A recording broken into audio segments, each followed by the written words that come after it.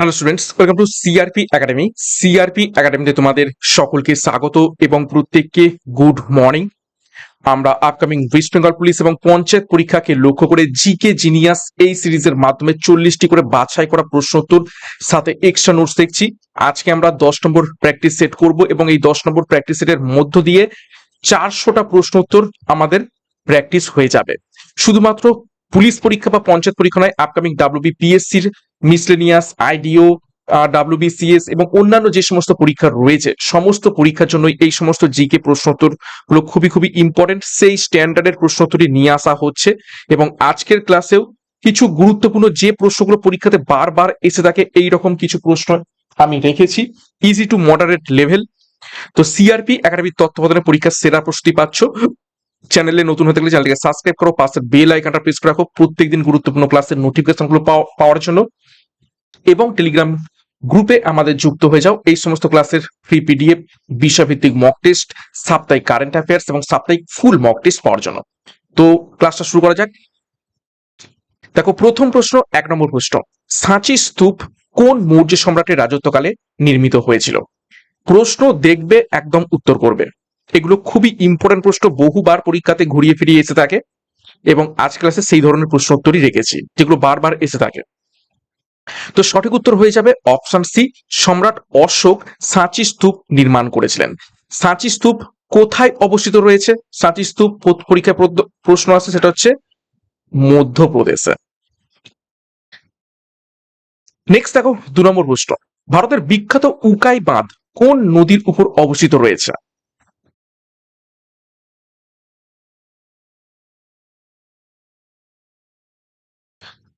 সঠিক উত্তর হয়ে যাবে অপশন এ, তাপ্তি নদীর উপর অবস্থিত রয়েছে। এবং উকাই বাঁধ কোন রাজ্যে অবস্থিত রয়েছে?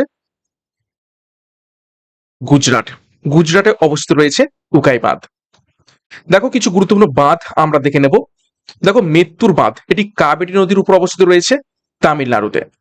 তেহেরি বাঁধ ভাগীরথী নদীর উপর অবস্থিত রয়েছে উত্তরাখণ্ডে এবং এটি হচ্ছে ভারতের সর্বোচ্চ বাঁধ।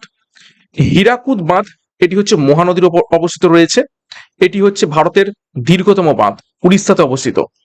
আর ভাকরা নাঙ্গাল বাঁধ, এটি শতদ্রু নদীর উপর অবস্থিত রয়েছে হিমাচল প্রদেশ এবং পাঞ্জাব সীমান্তে।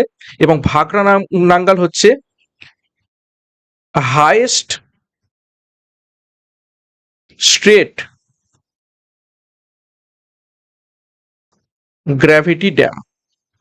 ঠিক আছে, অর্থাৎ একদম সোজা হয়ে খাড়াই, ঠিক আছে, স্ট্রেট গ্র্যাভিটি ড্যাম হচ্ছে হাইস্ট, সেটা হচ্ছে ভাকরা নাঙ্গাল বাঁধ। আর ওভারঅল যদি বলা হয় ভারতের সর্বোচ্চ বাঁধ, অর্থাৎ মানে সব থেকে উঁচুতে অবস্থিত রয়েছে, সেটা হচ্ছে তেহরি বাঁধ। নেক্সট 3 নম্বর প্রশ্ন, ভারতীয় সংবিধানের কত নম্বর ধারায় সংসদের যৌথ অধিবেশন বা জয়েন্ট সিটিং এর উল্লেখ রয়েছে?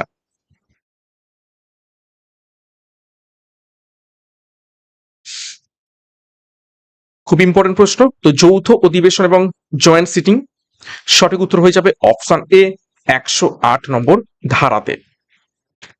দেখো, এখান থেকে বলে রাখি, এই যে জয়েন্ট সিটিং, যৌথ অধিবেশন, এটা হচ্ছে আহ্বান করেন কে?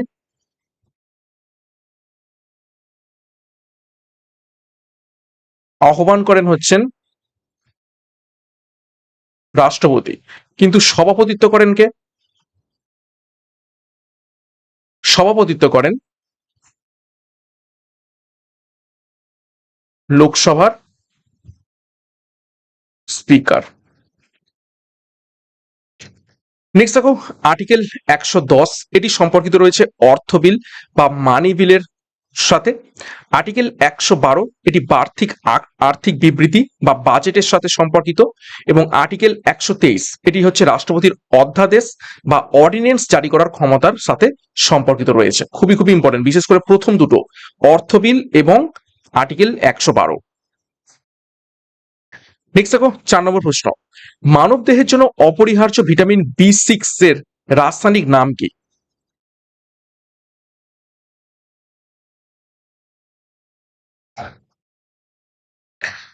তো সঠিক উত্তর হয়ে যাবে অপশন ডি, পাইরিডক্সিন। পাইরিডক্সিন হচ্ছে B6 এর রাসায়নিক নাম এবং B6 কিসে সাহায্য করে?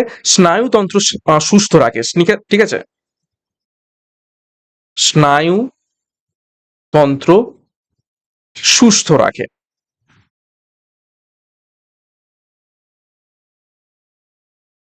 দেখো বাকিগুলো দেখো, ভিটামিন বি 1 তার রাসায়নিক নাম হচ্ছে থায়ামিন। ভিটামিন বি 1 এর অভাবে বেরি বেরি রোগ হয়। ভিটামিন বি 2 যার রাসায়নিক নাম হচ্ছে রাইবোফ্লাভিন, এর অভাবে ঠোঁটের কোণে ঘা হয়। ভিটামিন বি 3 এর রাসায়নিক নাম হচ্ছে নিয়াসিন, এর অভাবে পেলেগ্রা রোগ হয়ে থাকে। এবং ভিটামিন বি 12 যেটা হচ্ছে সায়ানোকোবালামিন, এতে কোবাল্ট থাকে এবং এর অভাবে অ্যানিমিয়া বা রক্তাল্পতা রোগ দেখতে পাওয়া যায়। তো ভিটামিন বি এর বিভিন্ন যে ভাগ 1, 2, 3, 6 এবং 12 এগুলো আমরা এক এক করে দেখে নিলাম। নেক্সট প্রশ্নে যাবো তার আগে গুরুত্বপূর্ণ ঘোষণা, সামনেই আসতে চলেছে পঞ্চায়েত পরীক্ষার বিজ্ঞপ্তি, হিউজ ভ্যাকান্সি রয়েছে এইরকমটাই আপডেট পাওয়া যাচ্ছে। তো পঞ্চায়েত ফাউন্ডেশন ব্যাচ 4 লঞ্চ করা হয়েছে, অ্যাডমিশন চলছে। যারা এখনো যুক্ত হতে চাও যোগাযোগ করো আমাদের সাথে 9647553612 নাম্বারে। পরীক্ষার সেরা প্রস্তুতি পাওয়ার জন্য একদম সিলেবাস এবং এক্সাম প্যাটার্ন অনুযায়ী প্রত্যেকটি বিষয়ের প্রত্যেকটা অধ্যায় ধরে ধরে সম্পূর্ণ ডেসক্রিপটিভ প্যাটার্নে থিওরির মাধ্যমে ক্লাস করানো হবে। থিওরি কমপ্লিট হয়ে গেলে সেই টপিকের উপর থেকে বা অধ্যায়ের উপর থেকে প্রচুর প্রশ্ন উত্তর নিয়ে মক টেস্ট এবং পিডিএফ স্টাডি ম্যাটেরিয়াল। সিমিলারলি সামনে আসতে চলেছে পুলিশ পরীক্ষারও খুব হিউজ ভ্যাকান্সি সহ বিজ্ঞপ্তি। তো পুলিশ পরীক্ষাকে লক্ষ্য করে মিশন খাকি পুলিশ ব্যাচ কোর্স লঞ্চ করা হয়েছে, আমাদের অ্যাডমিশন চলছে। যোগাযোগ করো 9647553612 নম্বরে। এখানেও পরীক্ষা সিলেবাস এবং এক্সাম প্যাটার্ন অনুযায়ী একদম বিষয়ভিত্তিক অধ্যায়ভিত্তিক ডেসক্রিপটিভ প্যাটার্নে থিওরির মাধ্যমে প্রশ্ন উত্তরের মাধ্যমে পিডিএফ স্টাডি ম্যাটেরিয়ালের মাধ্যমে ক্লাস পাবে। তো বিস্তারিত ডেসক্রিপশন বক্সে রয়েছে, যার যে ব্যাচ কোর্সের প্রয়োজন রয়েছে সেই অনুযায়ী আমাদের সাথে যোগাযোগ করো এবং পরীক্ষার সেরা প্রস্তুতি নিতে শুরু করে দাও। নেক্সট দেখো 5 নম্বর প্রশ্ন, কোন পঞ্চবার্ষিকী পরিকল্পনার সময়কালে ভারতের 14টি প্রধান বাণিজ্যিক ব্যাংকের জাতীয়করণ হয়েছিল? আজকের ক্লাসের প্রত্যেকটা প্রশ্নই তোমাদের চেনা পরিচিত প্রশ্ন, কোনো না কোনো পরীক্ষাতে এসেছে, খুবই ইম্পর্টেন্ট এবং 40টা প্রশ্নই কিন্তু তোমাদের সঠিক হওয়া চাই। যারা যারা ভিডিওটা দেখছো অবশ্যই প্রত্যেকটা করে লাইক করে দাও, প্রশ্ন দেখবে উত্তর করবে। তো 14টি প্রধান বাণিজ্য ব্যাংকের জাতীয়করণ করা হয় কত সালে? সেটি হলো 1969 সালে। এবং 1969 সালে কোন পঞ্চবার্ষিকী পরিকল্পনা চলছিল? তো সঠিক উত্তর হয়ে যাবে অপশন বি, চতুর্থ যোজনা পরিকল্পনা বা পঞ্চবার্ষিকী পরিকল্পনা। এটার সময়কাল কত ছিল?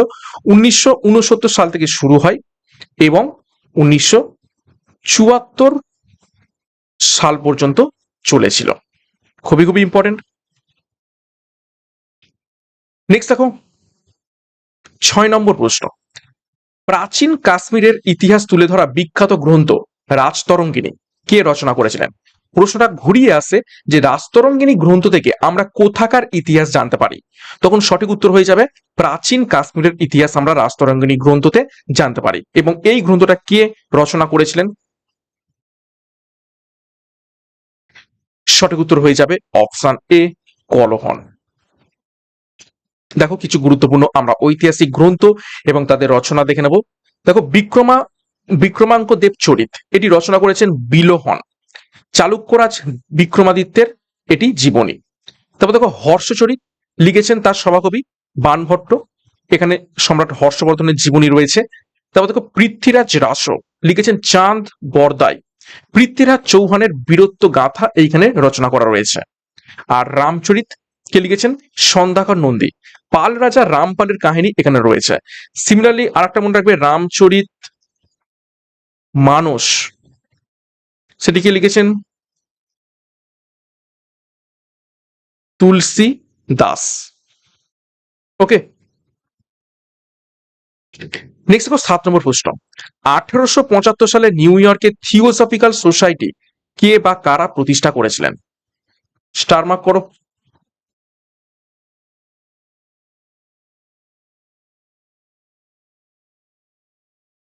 সঠিক উত্তর হয়ে যাবে অপশন সি, মাদাম ব্লাভাটস্কি এবং কর্নেল অলকট।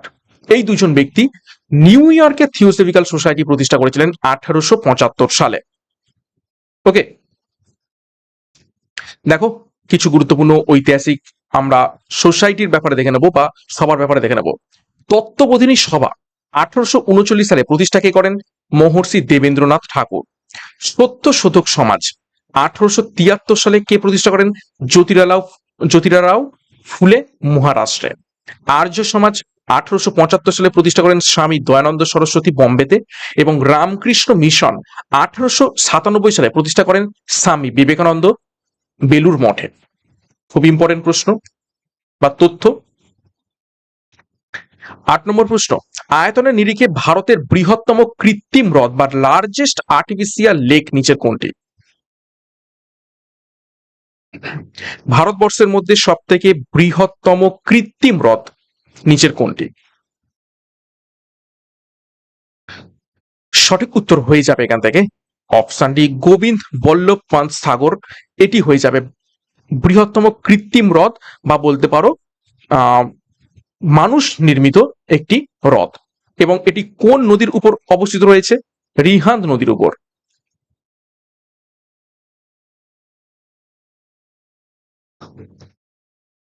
ওকে, দেখো, ধেবর হ্রদ বা জয়সমন্দ হ্রদ যেটি রাজস্থানে অবস্থিত রয়েছে, এটি ভারতের দ্বিতীয় বৃহত্তম কৃত্রিম হ্রদ। আচ্ছা, উলার হ্রদ জম্মু কাশ্মীরে অবস্থিত, এটি ভারতের বৃহত্তম স্বাদু বা মিষ্টি জলের হ্রদ, যেটা হচ্ছে প্রাকৃতিক হ্রদ। চিল্কা হ্রদ উড়িষ্যাতে অবস্থিত রয়েছে, এটি ভারতের বৃহত্তম লবণাক্ত জলের উপহ্রদ বা লাগুন। হ্রদ হচ্ছে চারিদিক থেকে বেষ্টিত, স্থলভাগ থাকে, মাঝখানে জল। আর লাগুন হচ্ছে তিন দিক দ্বারা বেষ্টিত স্থল, আর একদিকটা হচ্ছে প্রধান মানে সাগরের সাথে সংযুক্ত, সেটা হচ্ছে উপহ্রদ। ঠিক আছে। আচ্ছা, লোনার হ্রদ এটি হচ্ছে উল্কাপাতের ফলে সৃষ্ট একটি বিখ্যাত হ্রদ, যেটি মহারাষ্ট্রে অবস্থিত রয়েছে। আর এখান থেকে মনে রাখবে ভেম্বানাদ হ্রদ, ঠিক আছে, কেরালাতে অবস্থিত রয়েছে, এটি হচ্ছে দীর্ঘতম হ্রদ। আর সম্বর হ্রদ রাজস্থানে অবস্থিত রয়েছে,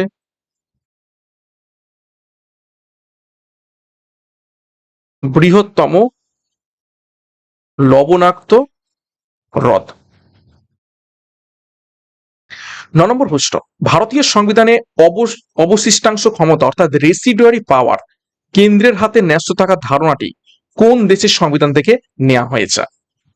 কিছু কিছু ক্ষমতা রাজ্যের হাতে দেওয়া হয়েছে, কিছু কিছু বিষয়ের ক্ষমতা কেন্দ্রের হাতে দেওয়া রয়েছে, এবং কিছু কিছু ক্ষমতা যেগুলো হচ্ছে কারোর হাতেই দেয়া নেই, কিন্তু সেগুলো অবশিষ্ট বা রেসিডুয়ারি পাওয়ার, কিন্তু সেটা আলটিমেটলি কেন্দ্রের হাতেই দেয়া হয়েছে। তো এই যে ধারণাটা রেসিডুয়ারি পাওয়ার বা অবশিষ্টাংশ ক্ষমতা কেন্দ্রের হাতে থাকবে, এই ধারণাটা কোন দেশ থেকে নেওয়া হয়েছে? তো সঠিক উত্তর হয়ে যাবে অপশন এ, কানাডা। কানাডা থেকে কি নেওয়া হয়েছে? যুক্ত রাষ্ট্রীয় পরিকাঠামো। তো সেই জন্যই এই কানাডা থেকেই এই রেসিডুয়ারি পাওয়ারের যে ক্ষমতা সেটা ন্যস্ত থাকবে কেন্দ্রের হাতে, এটাও নেওয়া হয়েছে। এবং আর্টিকেল কত? আর্টিকেল 248, 248। দেখো, অস্ট্রেলিয়া থেকে নিয়ে আসা হচ্ছে যুগ্ম তালিকা বা কনকারেন্ট লিস্ট এবং সংবিধানের যৌথ অধিবেশন। মার্কিন যুক্তরাষ্ট্র থেকে নেওয়া হয়েছে মৌলিক অধিকার, সুপ্রিম কোর্ট এবং বিচার বিভাগীয় পর্যালোচনা। দক্ষিণ আফ্রিকা থেকে নেওয়া হয়েছে সংবিধান সংশোধনী পদ্ধতি বা অ্যামেন্ডমেন্ট, এবং আয়ারল্যান্ড থেকে নেওয়া হয়েছে রাষ্ট্র পরিচালনার নির্দেশমূলক নীতি বা ডিপিএসবি। খুব ইম্পর্টেন্ট, এই এক্সট্রা নোটস গুলো কিন্তু খুব ভালোভাবে দেখবে, এইখান থেকেও পরীক্ষাতে প্রশ্ন আসতে পারে। 10 নম্বর প্রশ্ন, পারমাণবিক চুল্লিতে মডারেটর হিসাবে ব্যবহৃত ভারী জলের রাসায়নিক নাম কি? ইম্পর্টেন্ট প্রশ্ন। মডারেটর কি? পারমাণবিক চুল্লিতে খুব স্পিডি নিউট্রনকে পাঠানো হয় ধাক্কা মারার জন্য, এবং যখন পার্টিকেল ভাঙে তখন তার স্পিডকে কমানোর জন্য বা তাদের রিয়াকশনটাকে একটু মডারেট করতে বা একটু ধীর গতি করার জন্য এই মডারেটর ইউজ করা হয়। তো ভারী জল এখানে ইউজ করা হয় মডারেটর হিসাবে। তো সঠিক উত্তর হয়ে যাবে অপশন সি, ভারী জলের রাসায়নিক নাম ডয়টেরিয়াম অক্সাইড। আমরা নর্মালি জলকে কিভাবে লিখি? H2O, কিন্তু এই ভারী জল হচ্ছে আমরা লিখি D2O। ওকে, খুবই ইম্পর্টেন্ট। মডারেটর হিসাবে আর কি ব্যবহৃত হয়ে থাকে? সেটা হচ্ছে গ্রাফাইট। গ্রাফাইটও মডারেটর হিসাবে ব্যবহৃত হয়ে থাকে। ওকে, দেখো কিছু রাসায়নিক পদার্থের আমরা নাম দেখে নেবো। কুইক লাইম, যেটি পোড়াচুন নামে পরিচিত, তার রাসায়নিক নাম হচ্ছে ক্যালসিয়াম অক্সাইড, সংকেত CaO।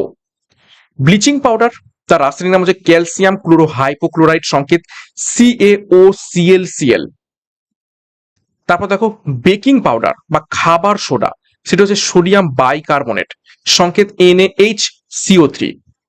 আর যদি বলে কাপড় কাচার সোডা,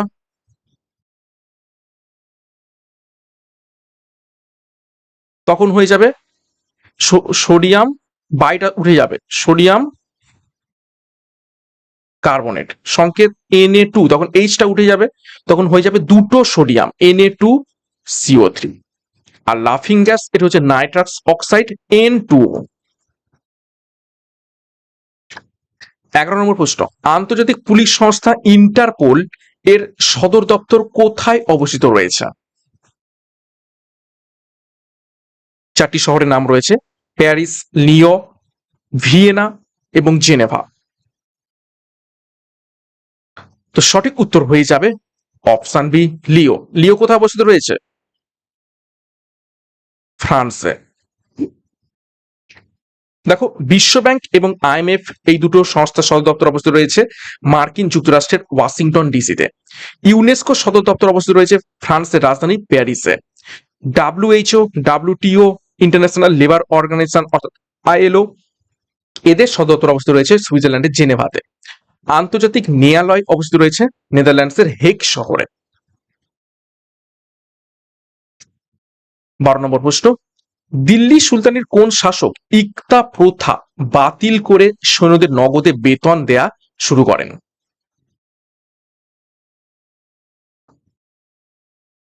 ইকতা প্রথা প্রচলন কে করেছিলেন? প্রচলন করেন কে? ইলতুৎমিশ। আর কে বাতিল করছে? বাতিল করছে কে? সঠিক উত্তর হয়ে যাবে এখান থেকে অপশন বি, আলাউদ্দিন খিলজি। আলাউদ্দিন খিলজি এখান থেকে বাতিল করছে, তার বদলে নগদে বেতন দেওয়া শুরু করছে। ওকে, আচ্ছা, এখান থেকে আর একটা জিনিস দেখো, গিয়াসুদ্দিন বলবন দুটো গুরুত্বপূর্ণ প্রথা চালু করেছিল, সেটা হচ্ছে কি সিজদা এবং পাইবস। সিজদা এবং পাইবস প্রথা প্রচলন করেছিলেন। ওকে, নেক্সট দেখো 13 নম্বর প্রশ্ন, ভারতের বৃহত্তম জাতীয় উদ্যান হেমিস ন্যাশনাল পার্ক কোথায় অবস্থিত রয়েছে? এটা হচ্ছে ভারতের বৃহত্তম জাতীয় উদ্যান, largest national park.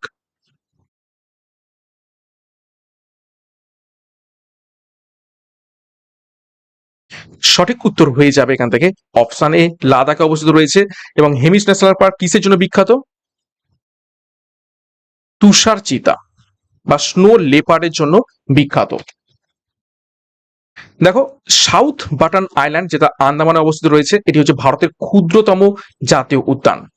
Jim Corbett, এটি হচ্ছে ভারতের প্রাচীনতম বা প্রথম জাতীয় উদ্যান, 1936 সালে প্রতিষ্ঠিত হয়েছিল। এবং জিম করবেট জাতীয় উদ্যানের আগের নাম ছিল কি হেইলি। তারপর দেখো কেইবুল লামচাও, এটি মণিপুরে অবস্থিত রয়েছে এবং বিশ্বের একমাত্র ভাসমান জাতীয় উদ্যান, যেটি অবস্থিত রয়েছে মণিপুরের বিখ্যাত লোকটাক হ্রদে। 14 নম্বর প্রশ্ন, ভারতীয় সংবিধানের কত নম্বর সংশোধনীর মাধ্যমে প্রস্তাবনায় ধর্মনিরপেক্ষ শব্দটি যুক্ত করা হয়েছিল? শুধুমাত্র ধর্মনিরপেক্ষ নয়, ধর্মনিরপেক্ষের সাথে কি সমাজতান্ত্রিক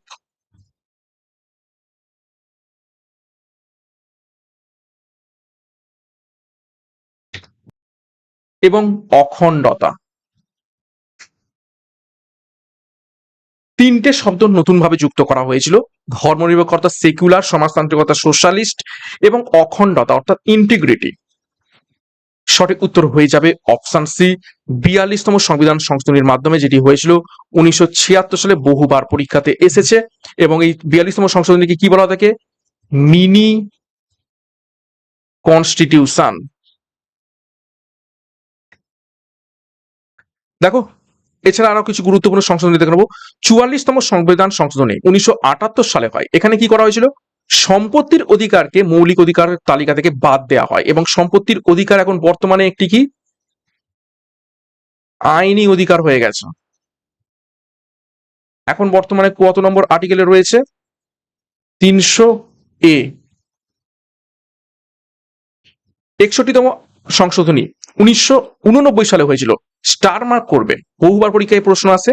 ভোটাধিকারের বয়স আগে 21 বছর ছিল, সেই 21 থেকে কমিয়ে 18 বছর করা হয় এই 61তম সংবিধান সংশোধনী 1989 সালে।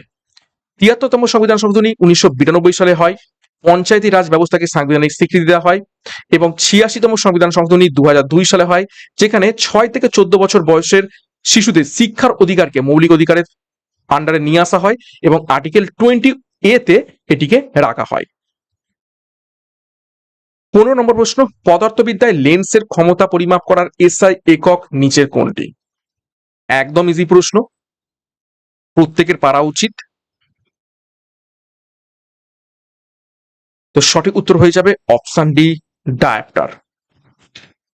দেখো, লুমেন এটি হচ্ছে দীপন ফ্লাস্ক বা লুমিনাস ফ্লাস্কের একক। ক্যান্ডেলা এটা হচ্ছে দীপন প্রাবল্য অর্থাৎ লুমিনাস ইন্টেন্সিটির এসআই একক। লুমিনাস ফ্লাস্ক এবং লুমিনাস ইন্টেন্সিটি দুটো কিন্তু আলাদা, ঠিক আছে। ওয়েবার, ওয়েবার হচ্ছে চৌম্বক ফ্লাস্ক বা ম্যাগনেটিক ফ্লাস্কের একক। আর ফ্যারাড হচ্ছে ধারকত্ব বা ক্যাপাসিটেন্সের একক। 16 নম্বর প্রশ্ন, ভারতীয় অর্থনীতিতে বিখ্যাত কেলকার কমিটি নিচের কোন ক্ষেত্রটি সংস্কারের সাথে সরাসরি যুক্ত?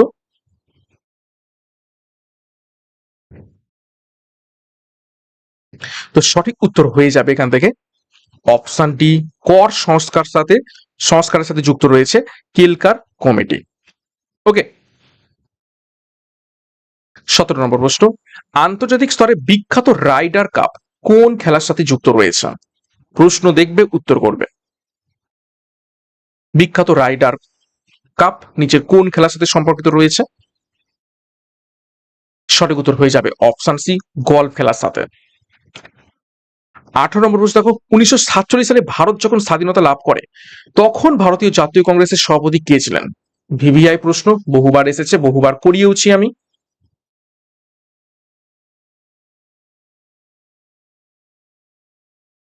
সঠিক উত্তর হয়ে যাবে অপশন এ, জেবি কৃপালিনী।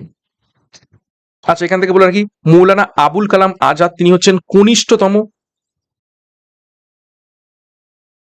এবং দীর্ঘ মেয়াদি সভাপতি। ওকে। নেক্সট দেখো 19 নম্বর প্রশ্ন, নীলগিরি পর্বতে বসবাসকারী বিখ্যাত টোডা উপজাতি কোন রাজ্যে দেখতে পাওয়া যায়?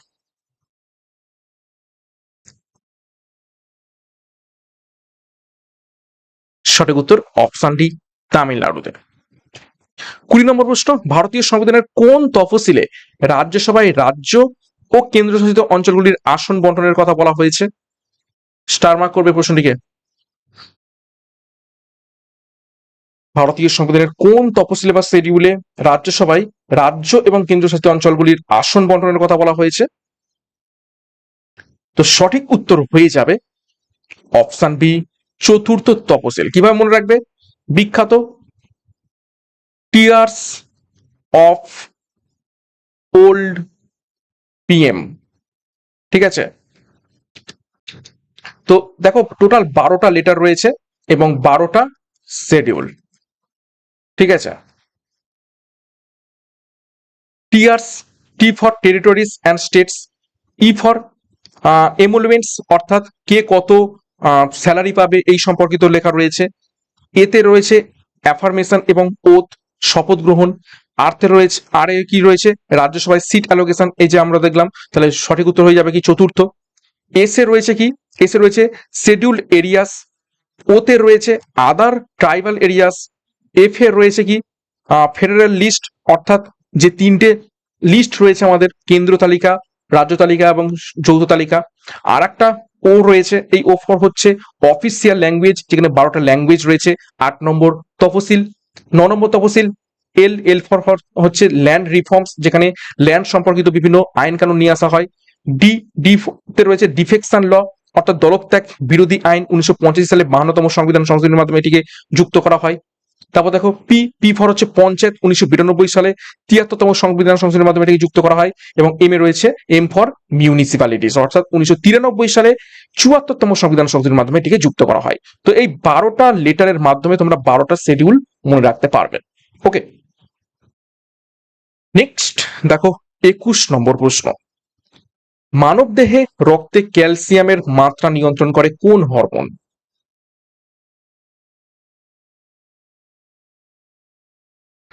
সঠিক উত্তর হয়ে যাবে অপশন সি, প্যারাথরমোন। প্যারাথরমোন মানব দেহে ক্যালসিয়ামের মাত্রা নিয়ন্ত্রণ করে। 22 নম্বর প্রশ্ন দেখো, অর্থনীতিতে ব্যবহৃত বুল এবং বিয়ার এই শব্দবন্ধটি নিচের কোন ক্ষেত্রের সাথে যুক্ত?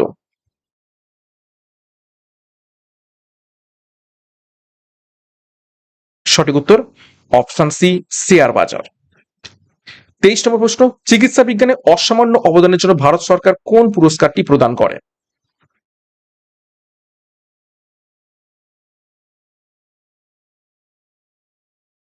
সঠিক উত্তর হয়ে যাবে অপশন ডি, ধন্বন্তরী পুরস্কার। অর্জুন পুরস্কার দেওয়া হয় খেলাধুলায় অসামান্য অবদানের জন্য। সরস্বতী সম্মান এবং আর সাথে হচ্ছে ব্যাস সম্মান, এই দুটো দেওয়া হয় সাহিত্যে অবদানের জন্য। এবং কলিঙ্গ পুরস্কার দেওয়া হয় তাকে বিজ্ঞানের জনপ্রিয়করণের জন্য।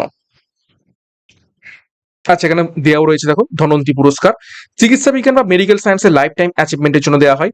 কলিঙ্গ পুরস্কার দেওয়া হয় বিজ্ঞানের জনপ্রিয়করণের জন্য এবং এটা প্রদান করে থাকে ইউনেস্কো। সরস্বতী সম্মান এবং ব্যাস সম্মান সাহিত্যের ক্ষেত্রে অবদানের জন্য কে কে বিড়লা ফাউন্ডেশন এটি দিয়ে থাকে। অর্জুন পুরস্কার খেলাধুলায় অসামান্য অবদানের জন্য দেওয়া হয়ে থাকে। এবং ভাটনগর পুরস্কার বিজ্ঞান এবং প্রযুক্তি গবেষণার ক্ষেত্রে সিএসআইআর দিয়ে থাকে। 24 নম্বর প্রশ্ন, প্রাচীন ভারতের ইতিহাসে শক্তিশালী নন্দ রাজবংশের প্রতিষ্ঠাতা কে ছিলেন?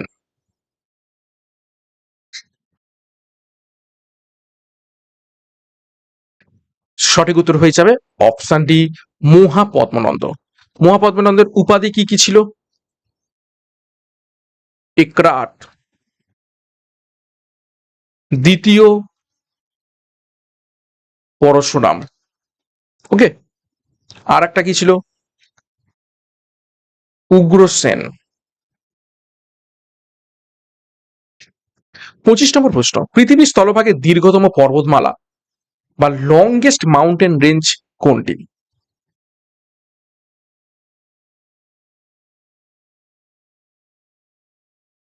সঠিক উত্তর হয়ে যাবে অপশন সি, আন্দিজ পর্বতমালা, প্রায় 7,000 কিলোমিটার লং।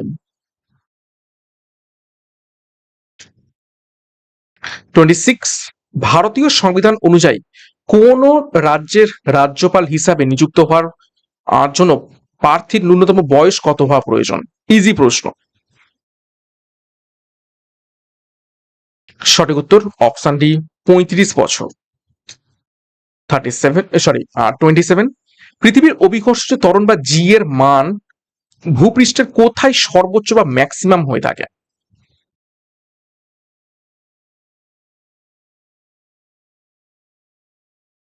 তো সঠিক উত্তর হয়ে যাবে অপশন ডি, মেরু অঞ্চলে জি এর মান সর্বোচ্চ হয়ে থাকে। এবং জি এর মান কত? জি এর মান হলো 9.8 মিটার পার সেকেন্ড স্কোয়ার।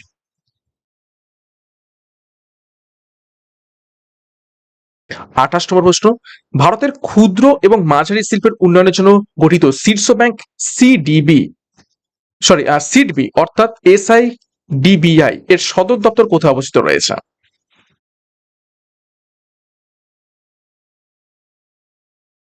সঠিক উত্তর হবে অপশন ডি, লখনৌতে এটি অবস্থিত রয়েছে। 29, ভারতের ঐতিহ্যবাহী রাউত নাচা নামক লোক নৃত্যটি প্রধানত কোন রাজ্যের যাদব সম্প্রদায়ের দ্বারা পরিবেশিত হয়?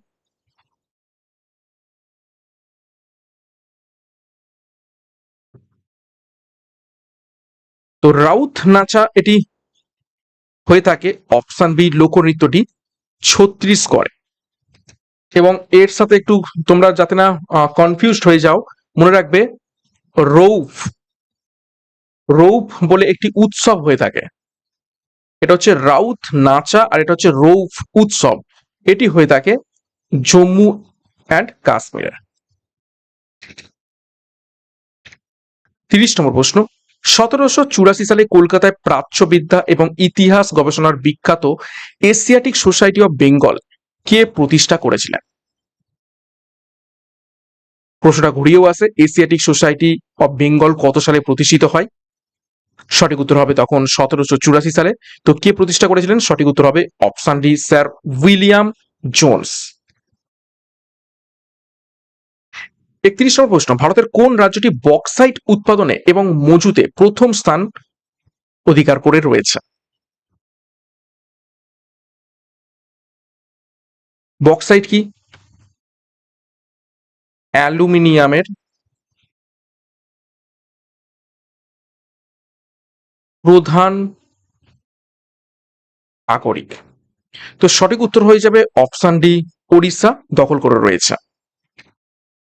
32, লোকসভার অধিবেশন বৈধভাবে শুরু করার জন্য ন্যূনতম উপস্থিতির হার বা কোরাম কত হওয়া বাধ্যতামূলক?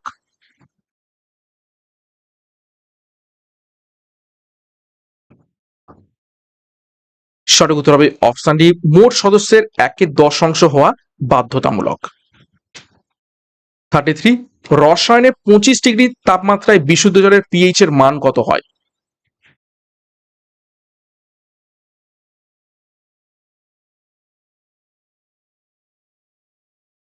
সঠিক উত্তর হয়ে যাবে অপশন ডি, 7.0 হয়ে থাকে।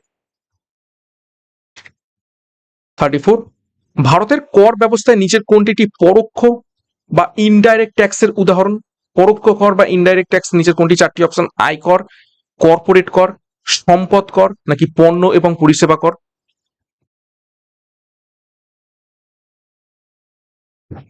সঠিক উত্তর হয়ে যাবে অপশন ডি, পণ্য এবং পরিষেবা কর বা জিএসটি। এটি পরোক্ষ কর বা ইনডাইরেক্ট ট্যাক্স। বাকি উপরের সবগুলো কি রয়েছে? প্রত্যক্ষ বা ডাইরেক্ট ট্যাক্স। 35, বিশ্বজুড়ে পরিবেশ সচেতনতা বৃদ্ধির জন্য প্রতি বছর কোন দিনটিতে বিশ্ব ওজোন স্তর সুরক্ষা দিবস পালিত হয়?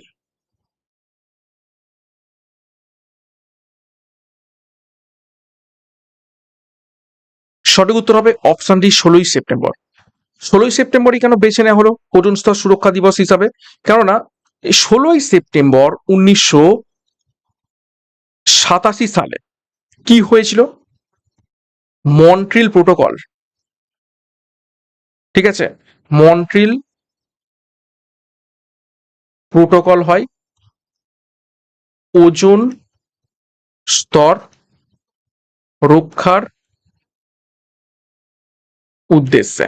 তো সেই জন্য এই 16ই সেপ্টেম্বর প্রত্যেক বছর ওজোন স্তর সুরক্ষা দিবস বা ওয়ার্ল্ড ওজোন ডে পালিত হয়ে থাকে। 36, দিল্লি সুলতানি আমলে কুতুব মিনার চত্বরে বিখ্যাত আলাই দরওয়াজা কে নির্মাণ করেছিলেন?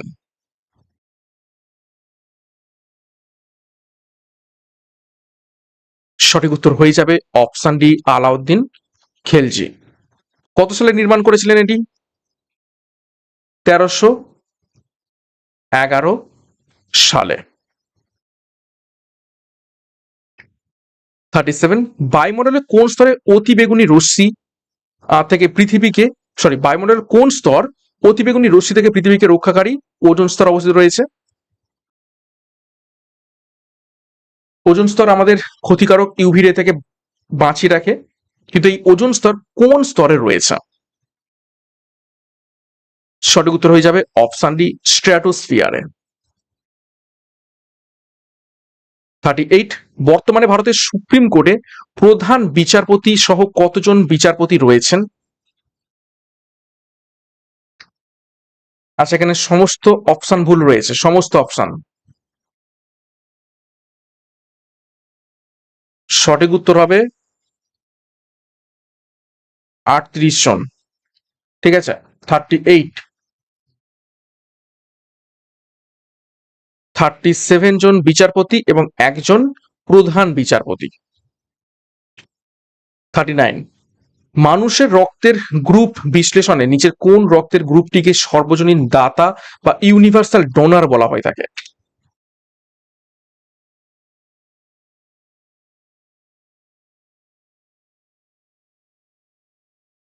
সঠিক উত্তর হয়ে যাবে অপশন ডি, ও। ও এর আবার কি? ও নেগেটিভ।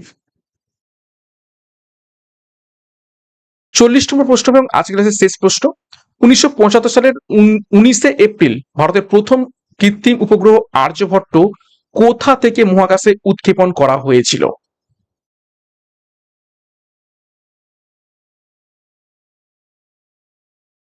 তো সঠিক উত্তর হয়ে যাবে অপশন ডি, বৈকানুর, যেটা বর্তমানে সোভিয়েত ইউনিয়ন বা বর্তমান কাজাকস্তানে অবস্থিত রয়েছে। সেই বৈকানুর স্টেশন থেকে এই আর্যভট্ট ভারতের প্রথম কৃত্রিম উপগ্রহ 1975 সালে 19 এপ্রিল মহাকাশে প্রেরণ করা হয়েছিল। ওকে, তো এই ছিল গুরুত্বপূর্ণ 40টি প্রশ্ন উত্তর। 40-এর মধ্যে কার কত স্কোর হয়েছে প্রত্যেকে কমেন্ট বক্সে কমেন্ট করবে। ক্লাসটা ভালো লাগলে অবশ্যই একটা লাইক এবং কমেন্ট করে জানাও, এবং প্রত্যেক দিন ক্লাসগুলো ফলো করে থাকো। এখান থেকে অনেক অনেক প্রশ্ন তোমাদের করাবো, একদম পরীক্ষার মতো যে ধরনের প্রশ্ন এসে থাকে সেই ধরনের প্রশ্ন, ইজি, মডারেট, হাই লেভেল। ঠিক আছে, এই কদিন আমরা একটু ইজি টু মডারেট লেভেলের প্রশ্ন উত্তর প্র্যাকটিস করলাম। নেক্সট ক্লাস আমি প্রশ্ন উত্তর একদম হাই লেভেল করে দেবো। ঠিক আছে, সব রকম প্রশ্ন উত্তরই প্র্যাকটিস করবো। এবং ক্লাসটা শেষ করবো তার আগে গুরুত্বপূর্ণ ঘোষণা, পঞ্চায়েত ফাউন্ডেশন ব্যাচ 4 অ্যাডমিশন চলছে। পরীক্ষার সেরা প্রস্তুতির জন্য যুক্ত হয়ে যাও। একদম প্রত্যেকটি বিষয়ের প্রতি একটা অধ্যায় ধরে ধরে ডেসক্রিপটিভ প্যাটার্নের থিওরির মাধ্যমে ক্লাস পাওয়ার জন্য, তার উপর থেকে প্রশ্ন উত্তর প্র্যাকটিস এবং পিডিএফ স্টাডি ম্যাটেরিয়াল। সাথে পুলিশ পরীক্ষার জন্য পুলিশ মিশন খাকি ব্যাচ, এখানেও পরীক্ষার সিলেবাস এবং এক্সাম প্যাটার্ন অনুযায়ী প্রত্যেকটি বিষয়ের প্রতিটা অধ্যায় ধরে ধরে ক্লাস পাবে। তো যোগাযোগ করো 9647553612 নাম্বারে। যার যে ব্যাচ কোর্সের প্রয়োজন রয়েছে সেই অনুযায়ী যুক্ত হয়ে যাও। বিস্তারিত ডিসক্রিপশন বক্সে রয়েছে পরীক্ষার সেরা প্রস্তুতি নেওয়ার জন্য। এবং সিআরপি একাডেমিতে নতুন হয়ে গেলে চ্যানেলটিকে সাবস্ক্রাইব করো, পাশের বেল আইকনটা প্রেস রাখো, সাথে আমাদের টেলিগ্রামে যুক্ত হয়ে যাও। ফ্রি পিডিএফ, বিশ্বভিত্তিক মক টেস্ট, সাপ্তাহিক কারেন্ট অ্যাফেয়ার্স এবং সাপ্তাহিক ফুল মক টেস্ট পাওয়ার জন্য। তো আজকের মতো ক্লাসটা এখানে শেষ করলাম। প্রত্যেককে all the best, thank you, by.